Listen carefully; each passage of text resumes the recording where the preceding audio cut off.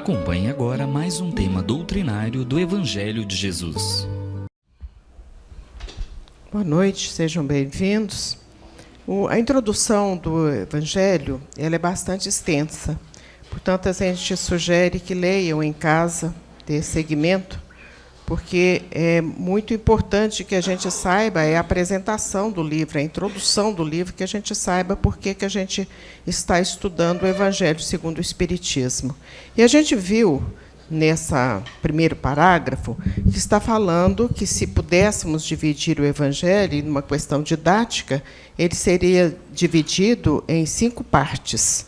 E sabemos que os evangelhos foram escritos pelos evangelistas Marcos, Mateus, Lucas e João. Os 3 primeiros evangelhos são muito parecidos. Marcos, Mateus, Lucas e João são bastante parecidos. Mas, nesses evangelhos, a gente vai ver, num primeiro momento, se a gente fizer essa divisão didática, nós vamos ver os atos comuns da vida de Jesus. Seria a apresentação de Jesus ao Templo de Jerusalém. Quando Jesus era bebê, Maria Santíssima, juntamente com São José, o levam ao centro, ao templo, porque lá havia necessidade da apresentação para cumprir a ritualística, a sistemática própria do judaísmo. E, naquele momento, é que ele se encontra com o sacerdote, com Ana, o sacerdote Simeão, Ana, que ele o pega no braço e diz que ele podia já retornar ao plano espiritual, o sacerdote diz, o Simeão diz, porque naquele dia ele havia encontrado a salvação. E outros momentos também, quando Jesus se apresenta aos doutores do templo, então são atos comuns da vida de Jesus, embora não tão comuns assim, porque uma criança de 12 anos lecionar para os doutores do templo é alguma coisa muito especial, como especial é o Mestre Jesus. E nós vamos ver, num outro momento, se pudéssemos fazer essa divisão, que são as curas que ocorreram durante determinado período, no período de 3 anos, e essas curas começam-se curando enfermos físicos e também enfermos mentais, pessoas com processo de obsessão. Então, são aqueles momentos que a gente aprendeu que era milagre. E a doutrina espírita nos conta que milagre não existe, porque milagre seria o efeito sem causa. E todas aquelas ações de Jesus, houve uma ação e uma reação, portanto, houve uma causa para ele realizar aqueles procedimentos. O primeiro que ele inicia, exatamente transformando a água em vinho nas bodas de Caná, para nos falar da alegria de servir um amigo, porque ali ele estava servindo a um amigo, ele estava servindo a própria mãe, Maria Santíssima. Então, foram vários os momentos em que ele despertou espíritos, curou corpos e deixou a mensagem para a eternidade. E palavras também que ele proferiu, que serviram de base para dogmas de religiões. Quando ele diz, por exemplo, dai a César o que é de César, a Deus o que é de Deus, foi uma lição, embora com poucas palavras, mas ele quis deixar para a eternidade a importância de separarmos as coisas do plano material, as coisas do plano espiritual. Então, foi nesse sentido, dai a César o que é de César, a Deus o que é de Deus. Foi nesse mesmo sentido que ele diz para aquelas pessoas que estavam querendo apedrejar aquela mulher, quando ele diz que aquele que não tiver pecado, que atire a primeira pedra, para não nos incitando a não fazermos julgamento das pessoas. Nós não sabemos a causa da pessoa ter equivocado, se é que equivocou, nós não temos esse direito de lançar a primeira pedra. Então, ele diz, aquele que não tiver pecado, atire a primeira pedra. E os textos evangélicos vão dizer que os mais velhos saíram primeiro. Então, aqueles que tinham mais comprometimento com os equívocos saíram primeiro. E, finalmente, nós temos a parte moral. a parte moral, e que Kardec, Jesus é o caminho, Kardec abre a porta para este caminho. Porque antes de Kardec, as pessoas tinham dificuldade, e têm até hoje, dificuldade para a interpretação dos textos sagrados. Por exemplo, quando Jesus diz que é mais fácil um camelo passar pelo fundo de uma agulha do que um rico entrar no reino dos céus, e muitos interpretaram esse camelo como camelo mesmo, como um animal, e a explicação trazida pela doutrina espírita é que seria um cabo muito mais lógico, né? Muito mais lógico. A gente tem que entender que a língua hebraica era uma língua pobre de expressões, tanto que a gente observa nos textos evangélicos quantas pessoas se chamam Simão, quantas pessoas se chamam Maria. Jesus tinha 12 apóstolos, 2 deles se chamavam Tiago, 2 deles se chamavam Judas. Então, as palavras eram poucas. Com as descobertas, com a evolução através das guerras, evolução territorial, progresso territorial, as palavras foram sendo aumentadas, e hoje, por exemplo, na língua portuguesa, nós temos palavras de origem hebraica, temos palavras de origem grega, palavras de origem romana, e outras tantas, árabe, outras tantas. Então, vão sendo inseridas no contexto da linguagem das pessoas, vão sendo enriquecidas exatamente por conta dessas conquistas territoriais. Então, quando ele fala é mais fácil um camelo passar pelo fundo de uma agulha do que um rico entrar no reino dos céus, ele não quis dizer com isso que as pessoas abastadas não chegariam ao reino dos céus. E por que Jesus proferiu essa assertiva, essa frase? É a história daquele rapaz do mancebo rico. O moço era muito rico, ele era possuidor de muitos bens, de muita beleza, de muita intelectualidade. Era um rapaz, um mancebo rico em todos os sentidos. Mas ele ainda procurava algo que não havia acalentado o seu coração. Ele procurava serenidade espiritual, porque as coisas de ordem material podem nos dar prazer, podem nos dar alegria, mas elas não nos dão felicidade.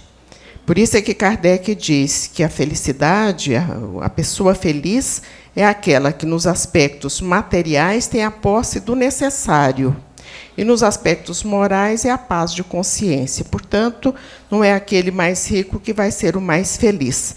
A gente sempre conta a história daquele rei que precisava de uma camisa para curar uma grande enfermidade.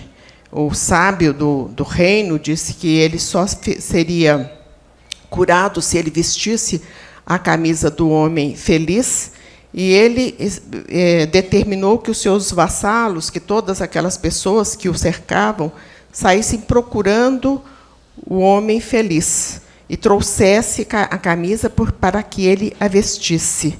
E eles procuraram, e todos tinham alguma dificuldade, algum problema, sempre alguma coisa que não estava correta, que não fazia uma pessoa plenamente feliz. Eles já estavam assim muito descrentes de conseguirem essa camisa, e sabiam que, se não a conseguisse, as consequências seriam muito gravosas para aquele que chegasse ali no palácio e dissesse: não trouxemos a camisa porque não encontramos a pessoa feliz. Mas, de repente, eles estavam passando por um determinado lugar e viram uma pessoa na barranca de um rio, certamente estava pescando, porque dizem que, quando o homem pesca, Deus descansa, né? Certamente estava pescando, ele estava lá, e eles pararam para tomar uma água e puxaram o assunto. Começam a conversar com aquele senhor, e conversa vai, conversa vem, e eles descobrem que aquele senhor era uma pessoa plenamente feliz. Morava num barraco, tinha uma cubitinha frugal, não tinha maiores pretensões. E aí, então, eles contam para esse senhor que eles precisavam de levar a camisa dele, para que o rei a vestisse. E aí ele diz assim: mas eu não tenho camisa. Então, era uma pessoa totalmente desprovida de qualquer coisa de ordem material e era uma pessoa feliz. E esse mancebo rico, então, estava, embora tivesse muitos patrimônios, mas ele não era uma pessoa plenamente realizada. E ele procura o Senhor e diz: bom mestre, o que posso fazer para ganhar a vida eterna? E Jesus, então, diz a ele: bom, somente o Pai o é. Mas você siga os mandamentos, né? Amar a Deus sobre todas as coisas. E ele disse que amava. Não cobiçar a coisa alheia. Ele disse que não cobiçava, nem precisava, né? Porque tinha tudo. Não furtar. Ele disse que também não furtava, não precisava.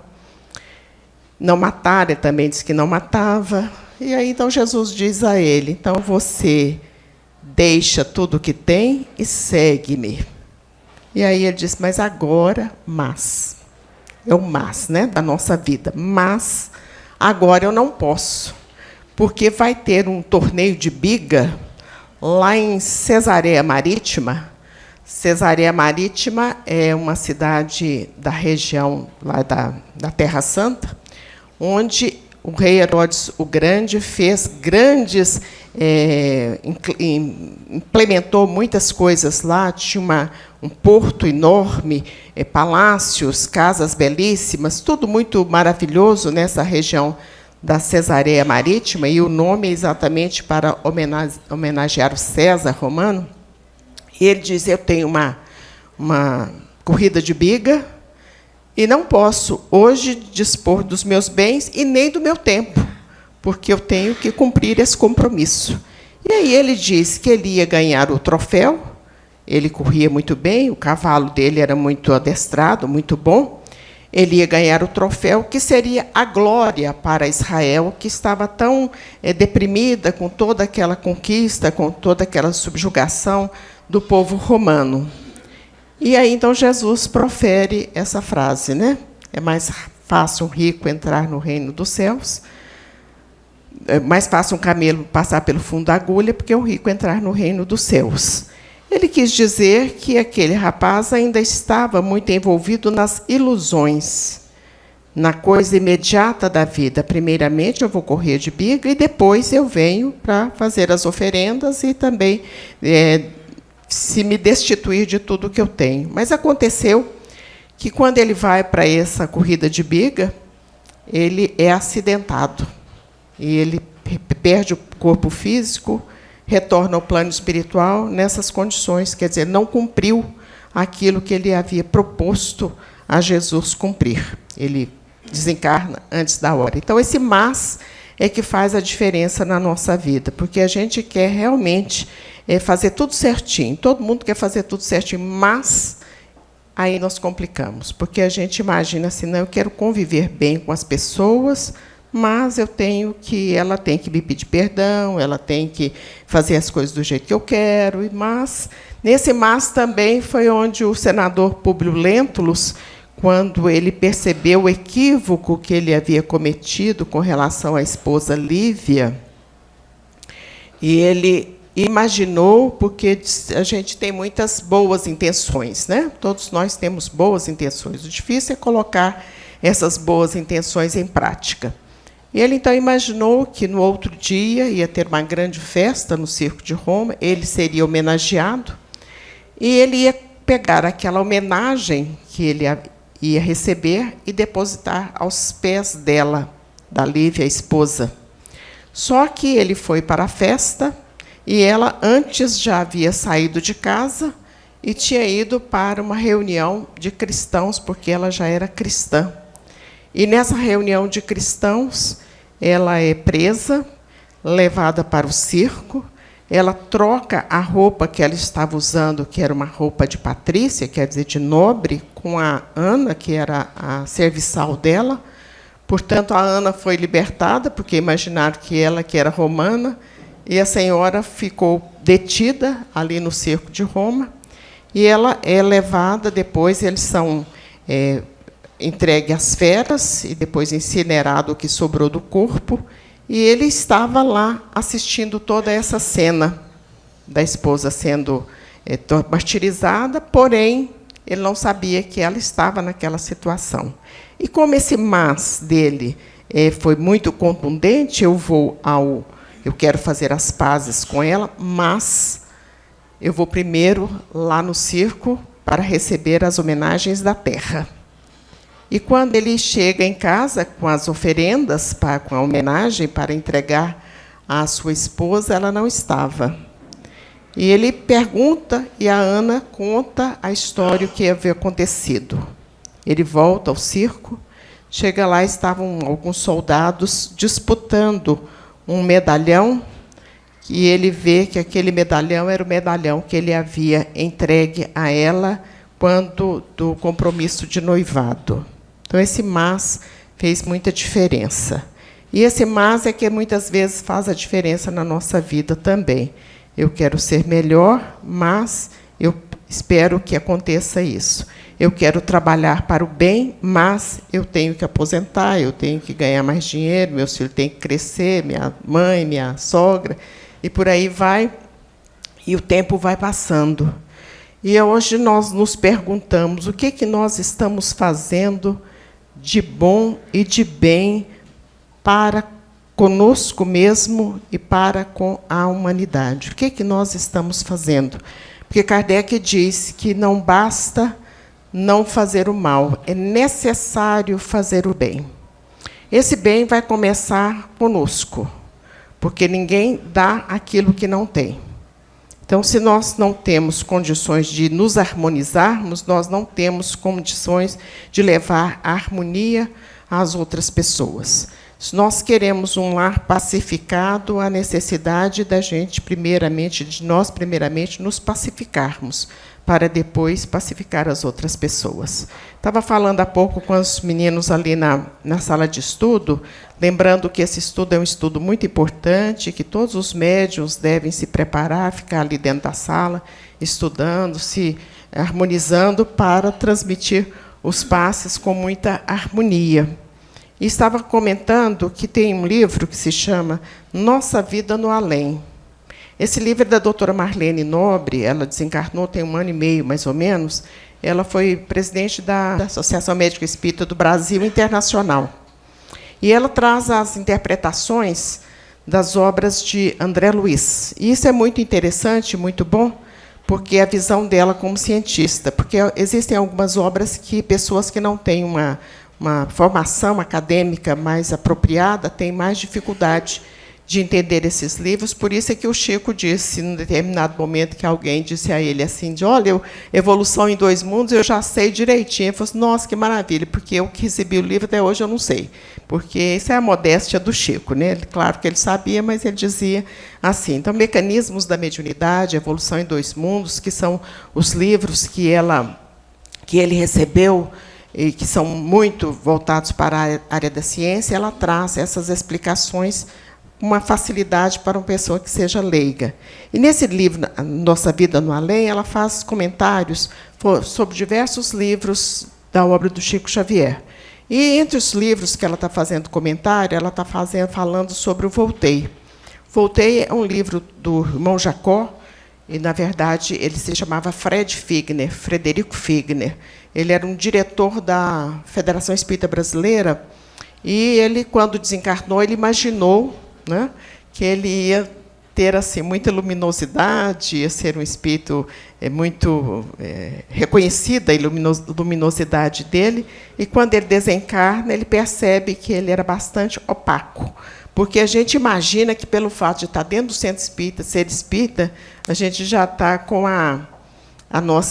nosso passaporte carimbado. Não estamos, viu, gente? Se a gente não tiver a ação no bem, esse passaporte não está carimbado mesmo.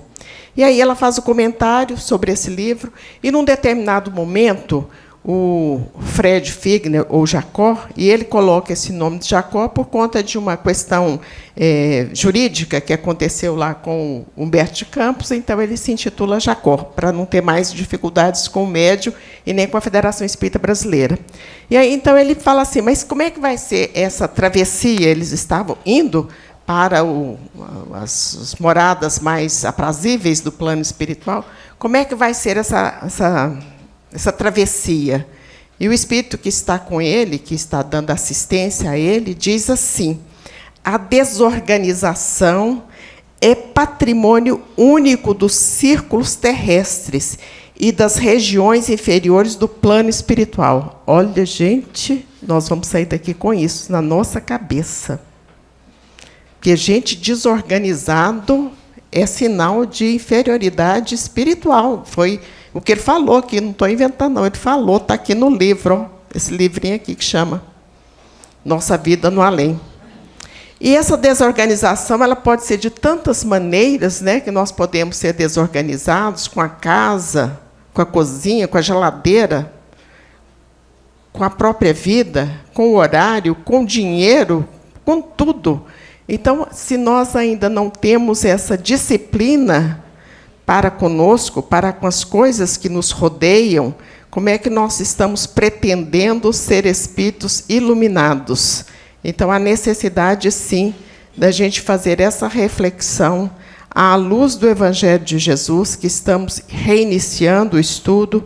Vimos que essa parte moral é necessária, é a parte que vai tocar a todos os nossos corações, lembrando que o Livro dos Espíritos está falando sobre ciência, o Livro dos Médiuns está falando sobre... o Livro dos Espíritos está falando sobre ciência filosófica, o Livro dos Médiuns está falando sobre ciência, e o Evangelho segundo o Espiritismo, que são as 3 primeiras obras de Allan Kardec, está falando sobre moral. Então, é essa moral que nós temos que nos apegar a ela e colocá-la em prática. Que Jesus nos abençoe. Muita paz.